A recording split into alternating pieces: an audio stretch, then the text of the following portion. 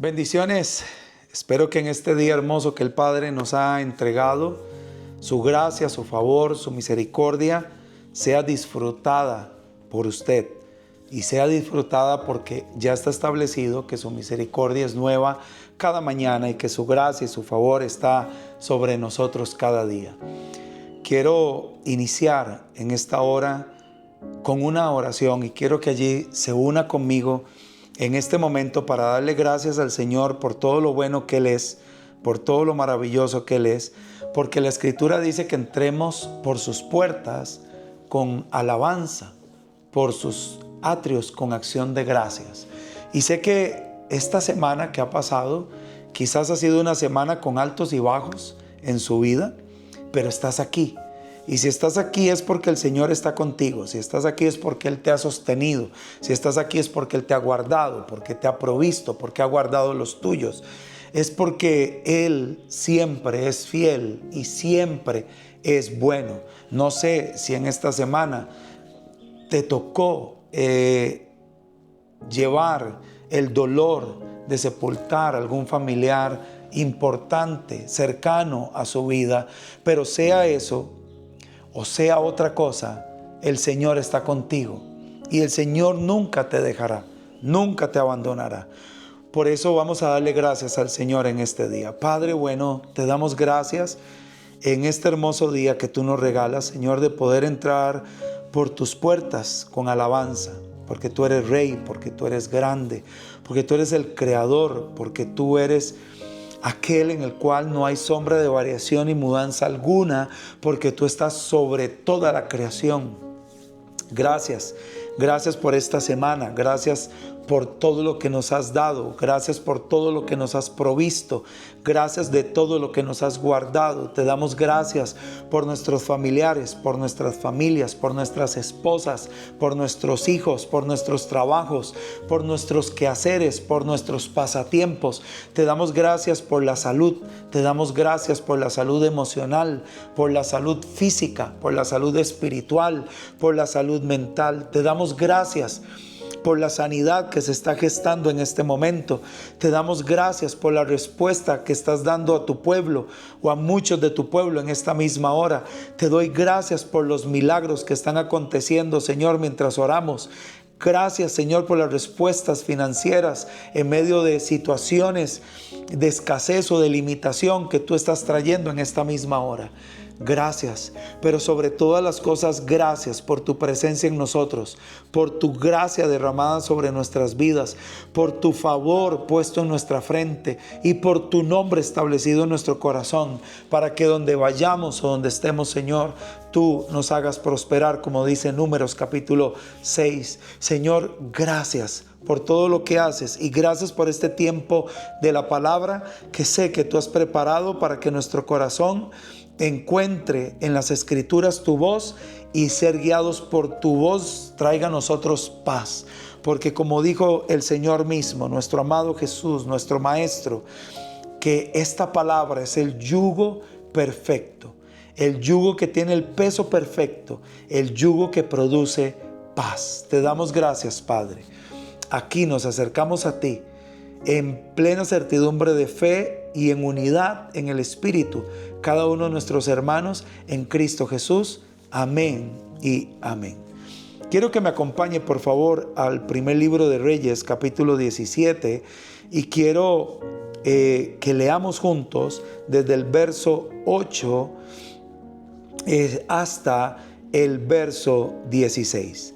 Y dice así la palabra del Señor. Vino a él, o sea, Elías, palabra del Señor diciendo: levántate, dirígete a Sarepta de Sidón y permanece allí. He aquí que yo he dado órdenes de que una mujer viuda de allá te alimente. Y él, levantándose, se dirigió a Sarepta, y al entrar por la puerta de la ciudad, vio allí a una mujer viuda que recogía unos leños. Entonces él la llamó y le dijo: tráeme un poco de agua en un vaso para que yo beba.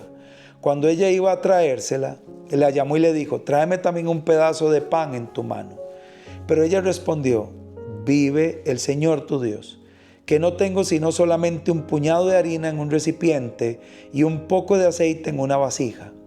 He aquí que estaba recogiendo un par de leños para ir y prepararlo para mí y para mi hijo, a fin de que comamos y muramos. Entonces Elías le dijo: no temas, ve y haz como dijiste. Solo prepárame antes una torta pequeña debajo de las cenizas y tráemela.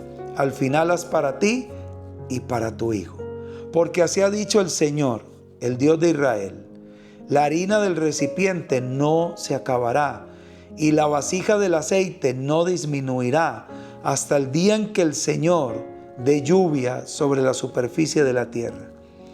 Entonces ella fue y procedió conforme a la palabra de Elías, y comieron él, ella y su familia durante aquel tiempo. La harina del recipiente no se terminó y la vasija de aceite no disminuyó, conforme a la palabra de Dios, la cual él había hablado por medio de Elías. En esta escena vemos una historia que se teje a raíz de una palabra profetizada por Elías para la nación de Israel. Elías profetiza sequía o declara, él dice: vive el Señor en cuya presencia habito, que no caerá lluvia sobre Israel. Y definitivamente se cerraron los cielos, el arroyo donde Elías estaba siendo alimentado se secó, y Elías tuvo que ponerse de pie para ir a buscar alimento. De hecho, la escritura en primer libro de Reyes, capítulo 17, en el verso 6 dice: los cuervos le traían pan y carne por la mañana y pan y carne por la tarde, y él bebía del arroyo. Ese pasaje, los cuervos, es un aspecto histórico. A los cuervos se le llamaban a los africanos en aquel entonces. Había mucho extranjero africano viajando por esa zona y encontraron, o Dios proveyó para Elías pan y carne durante mucho tiempo a través de estas personas que venían pasando por aquel lugar. Cuando se escaseó el pan y la carne porque ellos dejaron de pasar y el arroyo se secó, Dios le dio una palabra a Elías y le dijo: vete a Sarepta de Sidón. Sarepta es conocido como el horno de la fundición. Quiero enfocar el mensaje en esta hora en dos aspectos. El primero de ellos es en un aspecto vivencial, cotidiano. Nosotros somos el pueblo de Dios. Y como pueblo de Dios no estamos exentos a vivir momentos de prueba. Cuando pensamos en la palabra prueba, pensamos en dificultades, pensamos en problemas, pensamos en situaciones adversas. Pero quiero decirle que prueba también pueden ser momentos muy prósperos. Deuteronomio capítulo 8, cuando usted lo lee, el capítulo completo, se dará cuenta que Dios probó a Israel en la escasez mientras lo pasó por el desierto, pero después también lo probó en la abundancia cuando lo introdujo en la tierra que fluye leche y miel. En una ocasión, en escasez, lo probó para ver si no iba a abandonar su ley, sus mandamientos y estatutos, y no iba a renegar contra Dios. Y en otra ocasión, en la abundancia, lo probó para ver si no iba a olvidar a Dios y a sus mandamientos, ordenanzas y estatutos. Significa que tanto la escasez como la abundancia pueden ser lugares o sitios de prueba para nosotros como pueblo de Dios, para nosotros que hemos abrazado sus palabras, sus mandamientos, sus ordenanzas, sus estatutos. Hay diferentes tipos de personas. Hay personas que se acercan profundamente a Dios cuando están en escasez, en tribulación, en angustia. Hay personas que en escasez, en tribulación, en angustia, se sienten abandonadas por Dios y deciden alejarse de Dios. Hay otro tipo de personas que cuando están en abundancia y en prosperidad, en todos sus aspectos, se pegan profundamente a Dios. Y hay personas que cuando están en abundancia y en prosperidad, pues sienten que no necesitan de Dios tanto porque están bien. Por eso es que la prueba no es un aspecto negativo.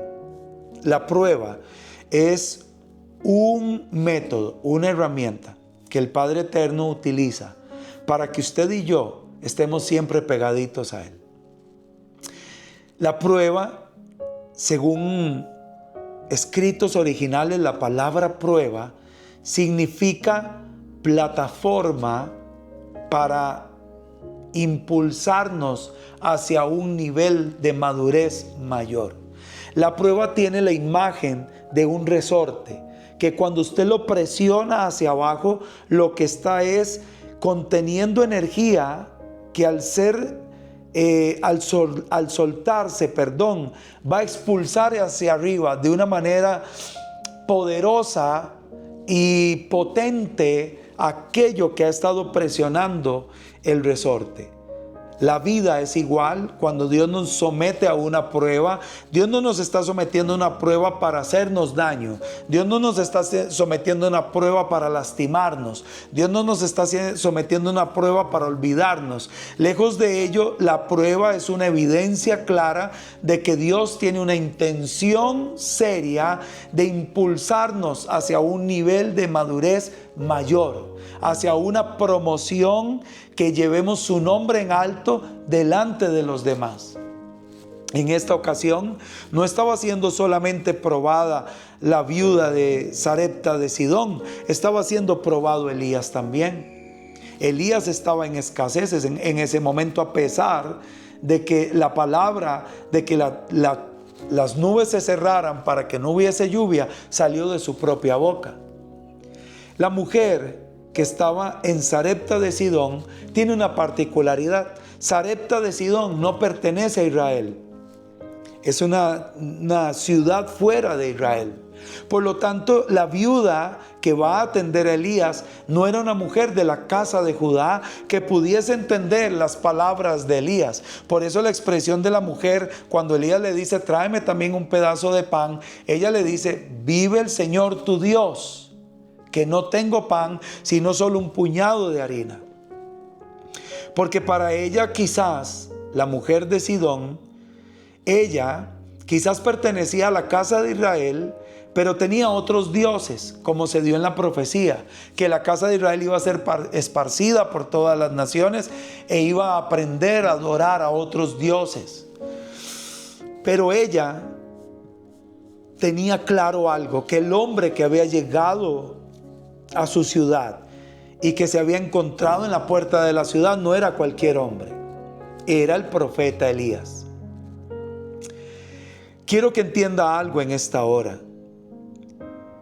Es tan hermoso cuando viene palabra de Dios sobre nosotros para hablarnos sobre ministerio, sobre familias, sobre trabajo, sobre economía, sobre salud, sobre propósito, sobre objetivos.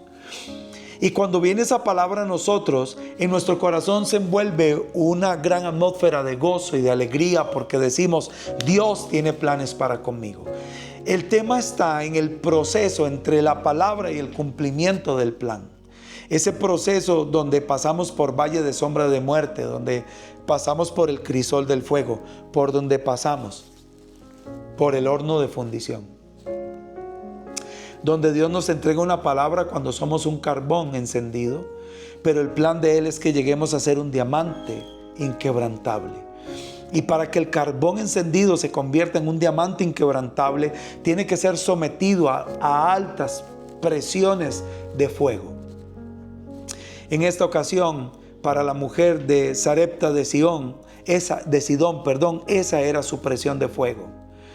Quizás para usted en este tiempo, en esta temporada, su presión de fuego sea falta de trabajo, su presión de fuego sea un asunto familiar, su presión de fuego sea un asunto matrimonial, su presión de fuego sea una condición de salud de tus hijos o de tu cónyuge o de tus padres. No sé cuál sea tu presión de fuego, no sé cuál sea el horno de fundición por el que estás pasando. Lo único que sé es que en el horno de fundición donde estás, Dios tiene todo el control. Y Dios sabe lo que tú y yo requerimos y necesitamos. Ahora, el profeta Elías le trae una palabra a esta mujer de Sarepta de Sidón, pero ella también tiene elementos en su vida que permiten que una palabra se cumpla. La primera de ellas es que dice que cuando Elías la encuentra en la puerta de la ciudad, ella está recogiendo unos leños.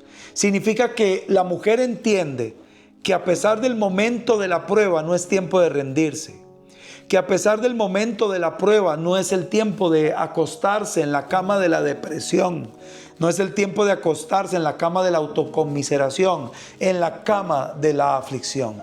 Ella entiende que aunque hay escasez, tiene un propósito y tiene una misión, y ella anda recogiendo leños para encender fuego.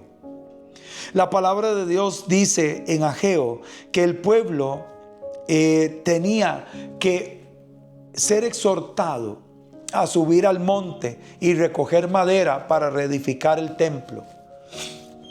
Usted y yo en medio de la prueba siempre nos vamos a sentir invitados a meternos en la cueva de la depresión, donde la humedad de la autoconmiseración se mete entre nuestras venas y empezamos a dejar todo lo que Dios nos dijo tirado, porque estoy pasando un momento muy difícil y espero que todo el mundo me rescate. Pero cuando viene la prueba, por lo general, el único que te va a rescatar es el Señor. Buscamos consejos, consejerías, personas influyentes, y pareciese que cada una de estas personas se olvidó de nosotros, nos ignoró. Pero esto tiene un propósito: correr al aquel que nos dio la palabra, de que nos sostendría y de que nos usaría en un momento específico y dado. Dios es ese ser inquebrantable que se tiene que convertir en nuestra única esperanza en el momento de la aflicción, en el momento de la prueba. Cuando esta mujer estaba recogiendo esos leños, el profeta Elías la llamó y le dijo: tráeme un poco de agua. El agua representa la palabra del Señor, y dice que esta mujer iba a ir a traerle el agua. ¿Qué significa eso? Que esta mujer no solamente estaba trabajando aún en medio de la prueba, sino que en medio de la prueba tenía agua. En medio de la prueba lo que tienes que tener es la palabra de Dios. El Salmo 1 nos enseña que la palabra es simbolizada como el agua que corre en corrientes de agua, para que nuestra vida, esté cimentada a la par como un árbol fuerte. En Efesios capítulo 5, verso 26, dice que nosotros somos limpios por el agua, que es la palabra de Dios. En Ezequiel 36, del 25 al 27, la escritura dice que ella es el agua limpia que nos va a purificar. En el éxodo de Israel, Moisés en ocasiones hizo brotar agua de la peña o endulzó las aguas del mar con un árbol para que el pueblo pudiese beber. La palabra de Dios tiene que ser el agua que hace que no te rindas en el momento de la prueba. Cuando estamos en prueba, nuestra mente se convierte en un campo de batalla. Y continuamente nuestra mente empieza a ser bombardeada por la realidad de las circunstancias que estamos viviendo. Pero el apóstol Pablo, en la carta a los hermanos que se encontraban en Filipos, le dice en el capítulo 4, verso 6 al 8: si ustedes quieren que la paz de Dios, que sobrepasa todo entendimiento, guarde sus corazones y sus pensamientos, tienen que tomar una actitud. Y la actitud que tienen que tomar es de pensar en todo lo bueno, en todo lo justo, en todo lo puro, en todo lo que tenga buen nombre. Y si tiene virtud alguna, en eso piensen. Entonces esa paz va a gobernar sus corazones y sus pensamientos. Porque la escritura misma es nuestra paz. Jesús dijo: la paz que yo les doy, el mundo no se las puede quitar. Y esa paz viene a raíz del conocimiento del Dios que tenemos, de un Dios que no miente, de un Dios que no falla, de un Dios que no engaña, de un Dios que no olvida. Dice que cuando ella iba a ir a traer el agua, le pidió un pedazo de pan en su mano, pero ella lo que tenía era un puñado de harina. Esto me lleva al segundo punto, y es la profecía de nuestro amado Señor y Mesías. Ella tenía la palabra y tenía la sombra del pan verdadero. Digo la sombra porque la harina es el preproducto del pan. Mezclando el agua con la harina producía pan. El agua es la palabra, la harina es la profecía, y las dos juntas apuntan hacia el pan del cielo, hacia el pan que cuando lo comemos nos sacia eternamente, y ese es nuestro amado Señor y Mesías. Me llama la atención porque Elías le dice en el verso 13: prepárame una torta debajo de las cenizas. Y es que Jesús fue sepultado debajo de las cenizas, sepultado y al tercer día resucitado, y dice que pudo comer él, ella y toda la familia de ella. En Éxodo capítulo 12, cuando celebramos la fiesta de Pascua, una de las ordenanzas del Señor es que sacrifiquemos un cordero, pero que el cordero lo podamos comer nosotros y toda nuestra familia. Y si el cordero es grande y nuestra familia es pequeña, que entonces invitemos a nuestros vecinos y les demos a comer del cordero. Esta semana leí una frase que permítame leer para ustedes, que me gustó mucho, y quiero leérsela porque tiene una verdad para nosotros. Dice así: el mundo ama en esta época al bebé que nació en un pesebre, pero rechazan al adulto que dijo: si me aman, guarden mis mandamientos. Sí, quiero decirle primero enfáticamente que Jesús no nació en diciembre. Jesús nació en octubre, cuando se celebra la fiesta de Sukkot o la fiesta de tabernáculos. Y le invito a que usted que está viendo este video quizás por primera vez lo pueda investigar. Investigue qué significa la fiesta de Sukkot y ponga allí en el buscador que usted tenga Jesús y su nacimiento en Sukkot, y le aseguro que a nivel histórico usted va a encontrar exactamente por qué Jesús nació en la fiesta de Sukkot, o lo que se llama la fiesta de tabernáculos. Pero sea que la gente comprenda o quiera creer que Jesús nació en esta época, la gente celebra mucho el nacimiento del Mesías, pero no celebra mucho su vida adulta, porque su vida adulta confronta. Su vida adulta desnuda el corazón de la persona. Su vida adulta le dice: ¿quieres un orden en tu vida? Tienes que volver a la palabra, porque Él es el agua y la harina juntos. Todo aquel que quiera a Jesús va a tener que querer las palabras del Padre, porque Jesús dijo que las palabras que Él habló no las habló por su propia cuenta, según Juan capítulo 14, y lo dijo también en Juan 12, sino que habló las palabras que oyó de su Padre. La Escritura dice que los hijos de Dios, los santos, tienen por característica los mandamientos de Dios y el testimonio de Jesucristo. Eso usted lo puede encontrar en Apocalipsis capítulo 12, verso 17, y Apocalipsis 14, verso 12. Esos son los santos. Esta mujer de Sarepta de Sidón, que no pertenecía a la casa de Judá, sino que quizás a la casa de Israel, tenía todos los elementos para vivir y ser alimentada. Tenía el propósito, tenía la palabra y tenía el Mesías. Porque cuando estamos en los momentos de prueba, dice la palabra: puesto los ojos en Jesús, autor y consumador de la fe. Colosenses capítulo 3 dice que si nuestra vida ha resucitado con el Señor Jesús, con Cristo, entonces busquemos las cosas de arriba, porque nuestra vida ha muerto con Cristo y ha resucitado con Él. Si es que eso nos ha acontecido.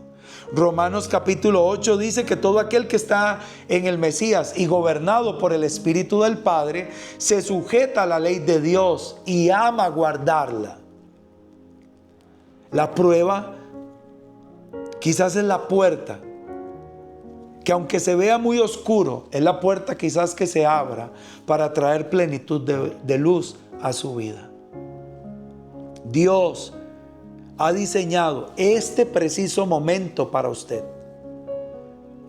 Pastor, ¿qué pasaría si lo mío no es una prueba, sino las consecuencias de mi pecado? Bueno, si lo tuyo son las consecuencias de tu pecado, pero tú amas al Señor, pues esas consecuencias de tu pecado se convierten en tu mejor maestro para aborrecer el pecado que practicabas o que practicas, y que te trajo el dolor de esas consecuencias. Porque si hay algo que Dios ama, es llevar a su pueblo a tal enseñanza de que ame la justicia y aborrezca la impiedad. Así que si el momento que estás viviendo es un momento amargo por causa de un pecado, pues abogado tienes para con el Padre, a Jesucristo. La Escritura dice que la única condición que pide de ti es que dejes de practicar el pecado y te vuelvas a la justicia, a practicar la voluntad del Padre, a vivir en sus mandamientos, ordenanzas y estatutos, y Él te perdona.